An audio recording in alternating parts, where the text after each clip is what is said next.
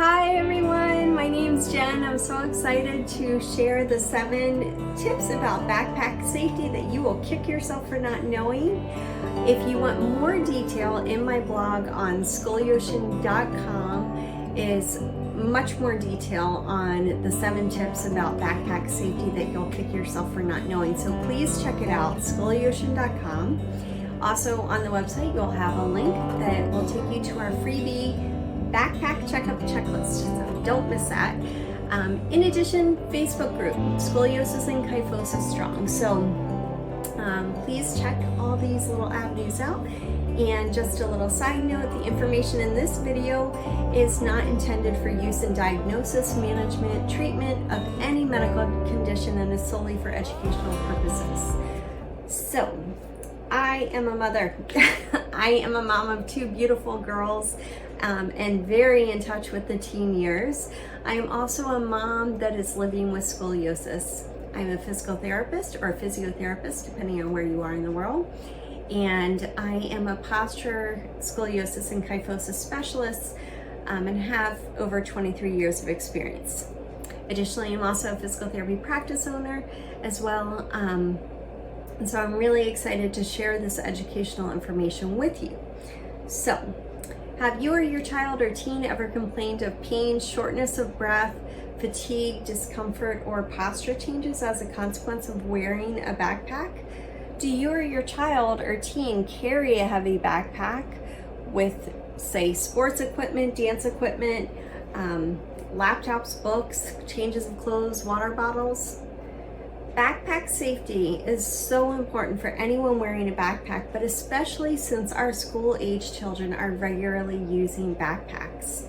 It's particularly important because our children and teens are still growing, the bones are still forming, and they're developing all the time. So the way that they carry their backpack, the weight of the backpack, it matters. So that brings me to our first tip, backpack weight. So higher weighted backpacks have been associated with reports of pain, fatigue, skin changes, how we breathe, how we walk. Did you know that students would benefit from carefully screened programs for the weight of the backpack as well as how long they're exposed to the time wearing the backpack? So the weight of the backpack matters. The lighter, the better. For example, shoulder harness backpacks. Loads greater than 10% of the body weight of the wearer, it's recommended that that should be avoided. For trolley or rolling backpacks, avoiding loads of more than 20% of the body weight of the wearer is recommended.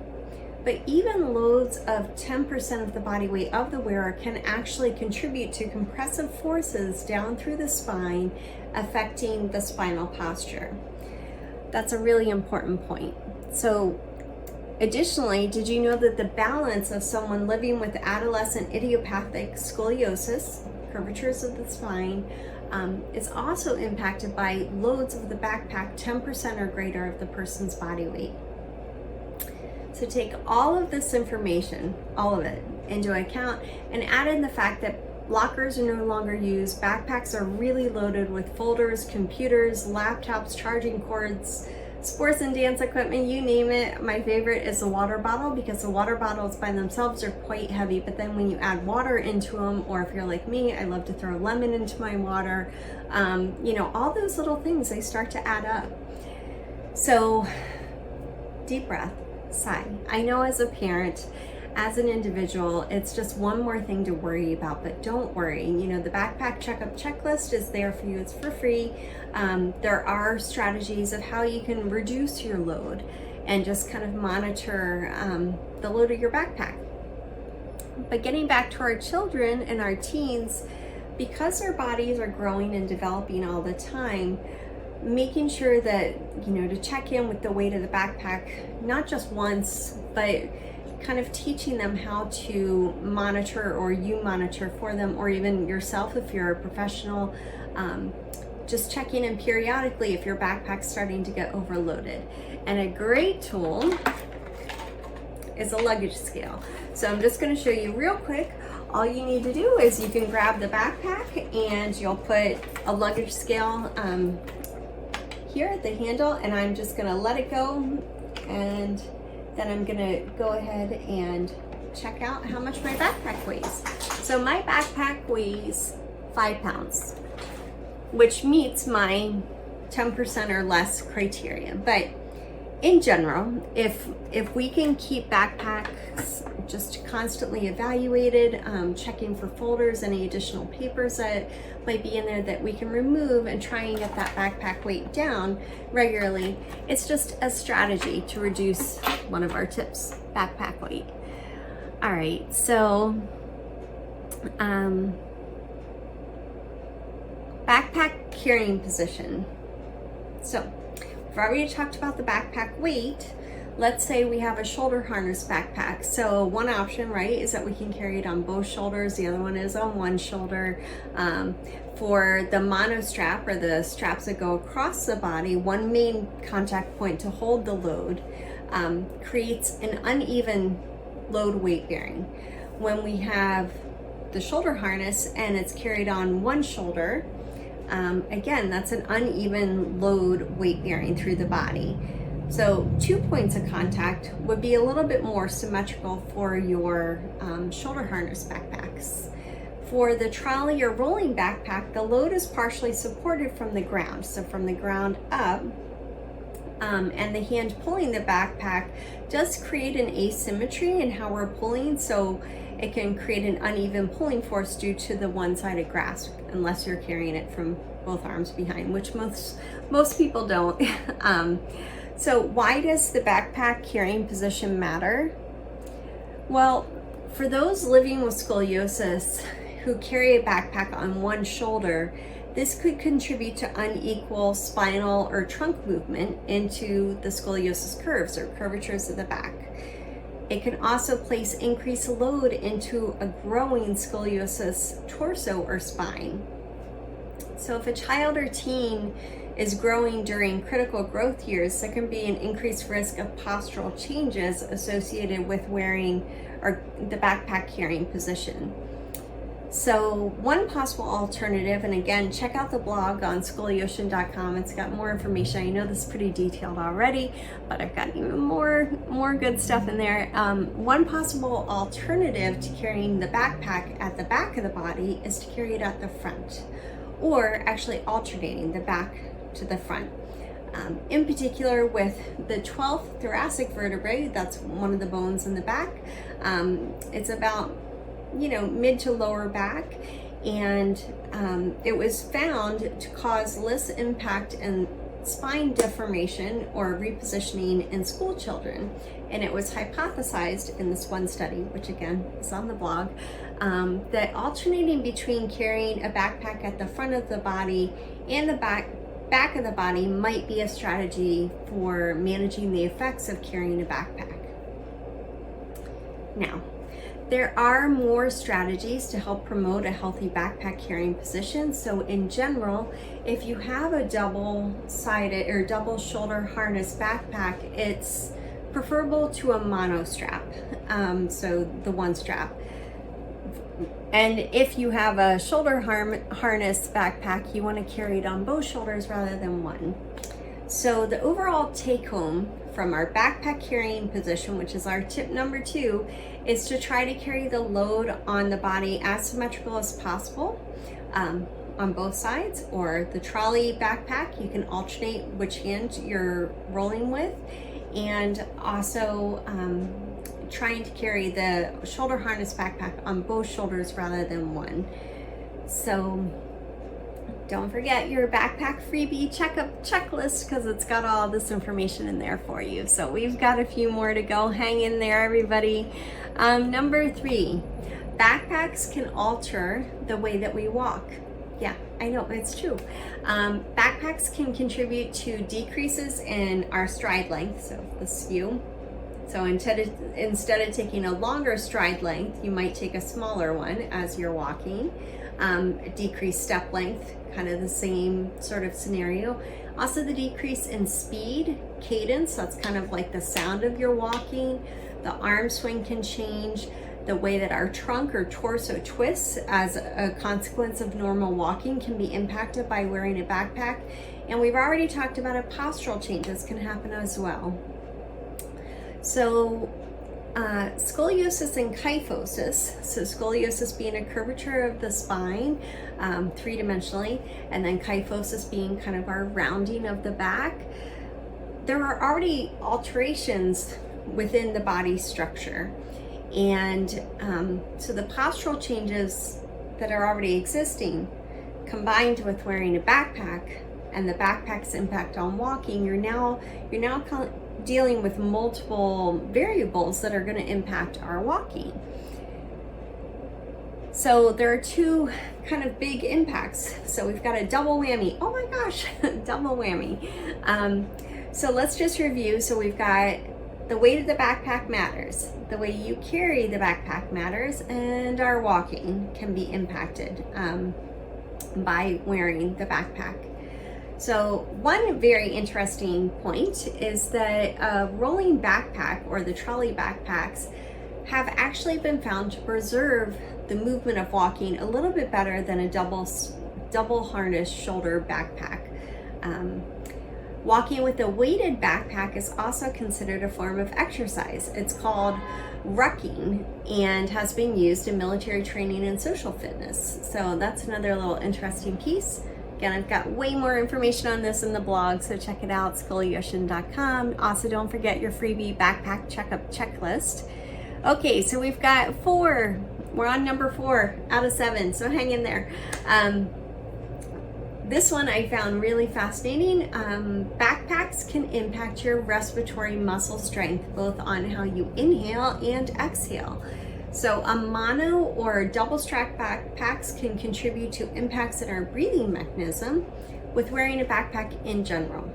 So let's just repeat that. Wearing a backpack can impact our breathing mechanism. Breathing patterns, perceived exercise stress, breathing discomfort were all impacted by having loaded backpacks or weighted backpacks. As the backpack weight increases, the breathing muscle fatigue can occur and also increase, and the efficiency of breathing actually decreases. So let's put this in perspective. So students wearing a loaded backpack, speed walking from the car or the bus to pick up and drop off line to school, or say, for example, speed walking between classes for our college students, or the busy professional wearing a backpack, speed walking to take the subway or down the hallway to a meeting, all of that impacts our breathing mechanism, and muscle fatigue can be considered. On the side note, fitness programs and military exercise incorporate this knowledge of the impact on the breath mechanism through the use of weighted or loaded backpacks for the sake of a workout. So there may be potential for loaded backpacks to be a useful strategy to help strengthen and build endurance in the diaphragm, our breathing muscle, our accessory muscles, our accessory inhalation muscles or inspiratory muscles.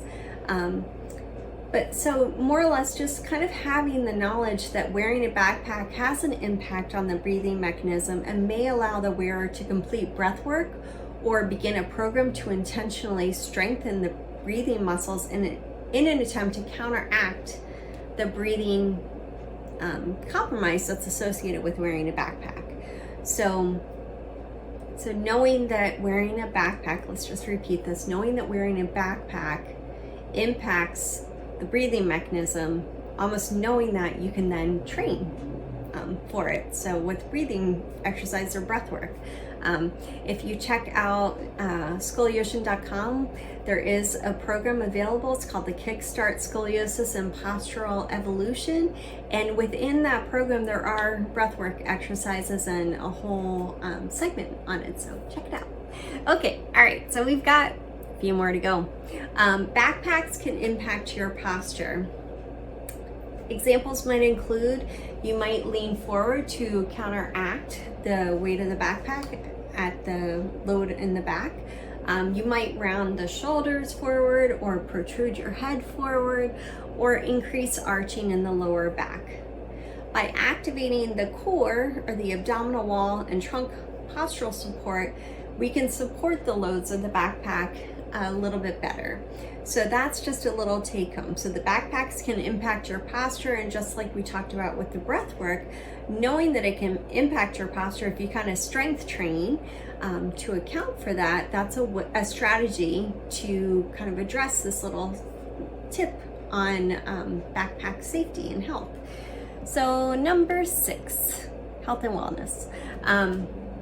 The mechanics of picking up or placing a backpack down on the floor or from a surface, it also matters. There are 2 different techniques. There's stoop and lift.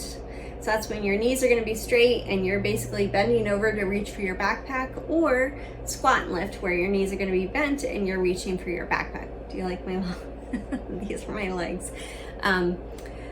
So ergonomically, the squat and lift, so that would be bent knees, back straight, lifting, has been the most notable for safer lifting strategy.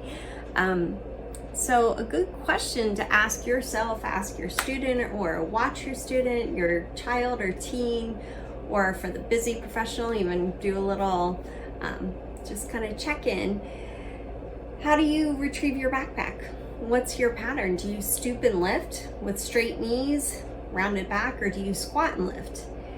For parents or students, how do you lift your backpack when you're in school? So it's very common to see the stoop and lift with the torso side bending to one side or forward bending. It's also common for an individual to grasp the backpack with the same strap and put it on and take it off in the same manner multiple times a day. So a little interesting tip, and again, check out SCOLIOSIS.com because the blog has a lot more information than what I'm going over in this video, is that the torso, lower back, lumbar, so the lower back, pelvis rotations were actually found to be larger when we use a stoop and lift, rounded back strategy versus a squat and lift. So if we take that into account, with scoliosis, there is a rounding. Scoliosis are curvature in the spine. There is also a rounding coupled 3-dimensionally with scoliosis. And if we know that the stoop and lift already contributes to additional rotations in that moment in time with lifting a backpack up, and then you add in the fact that the baseline with somebody with scoliosis already has rotations, these are some factors that just kind of compound. They kind of are factors just to consider when lifting a backpack. So the squat and lift, according to the research out there, appears to be the most ergonomic solution when lifting a backpack up or placing it down. So check out your backpack freebie checklist.